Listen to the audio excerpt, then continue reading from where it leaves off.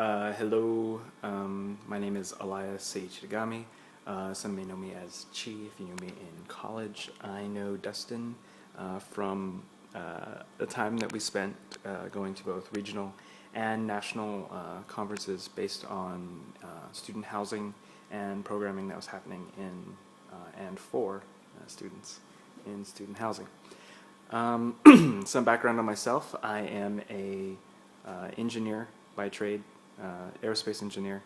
So my educational curriculum speaks somewhat to my credentials, such that I can speak on scientific matters. I will be taking the stance of evolution.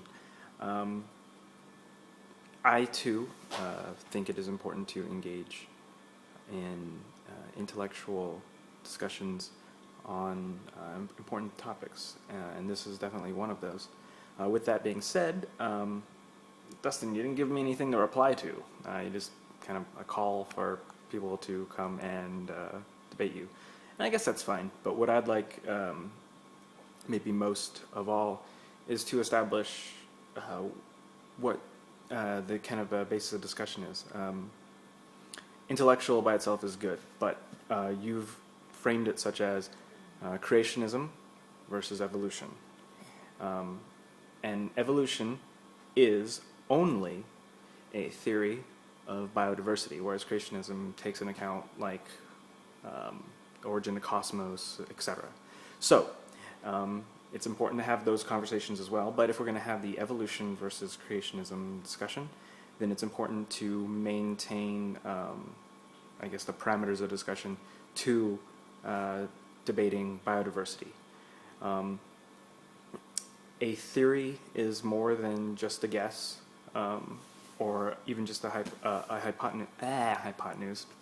There went my science credentials right there. There they went. They're gone. A hypothesis. Thank you. A theory has properties, has characteristics to it. A theory must predict something. It must be testable, and it must be falsifiable. So, with that said, evolution is very much a theory. It predicts very much that biodiversity is a product of the passed on hereditary traits, genes, and through selective success over several generations due to environmental factors. A species, all species become diverse, and life on Earth, or life in the whole universe for that matter. It's tested.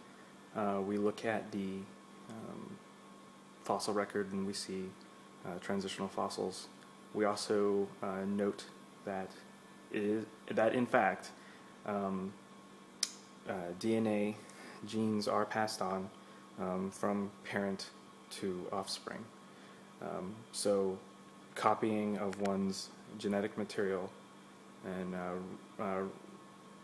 reproducing it basically is definitely means that we can pass on traits to offspring. So we've documented that we do see that happening, and we do show that over a long history we see biodiversity and transitional fossils. So for my round one served to you is to show some sort of predictable thing using creationism as a means to explain biodiversity, and show where it has been, where it's testable, where it's falsifiable, and then we'll go from there. So anyway, I don't know, nothing else to say.